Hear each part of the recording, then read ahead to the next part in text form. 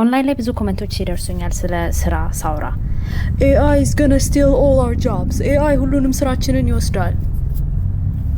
Okay, so what's your alternative?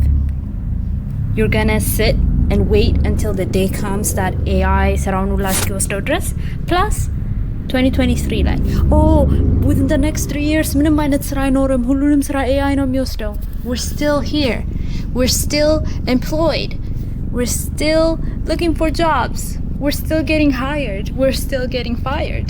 Things never change, okay? So, you have two options in my opinion.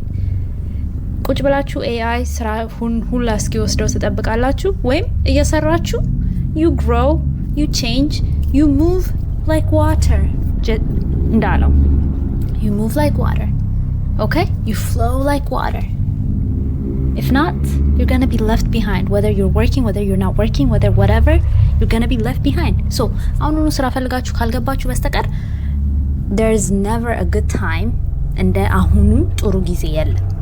ሁሌ ወደፊት ወደ ኋላ እየቀራችሁ ነው የምትሄዱት። ሶ የምትፈልጉት ስራ ላይ ካልሆናችሁ ስራ እየፈለጋችሁ ከሆነ whatever, now is the time to take action. አለበለዚያ ቁጭ ብላችሁ ነው የምትቀሩት. There's no other option. Okay? Think about it. Okay, link in bio if you want to talk more. Free resume template, link in bio. Bye.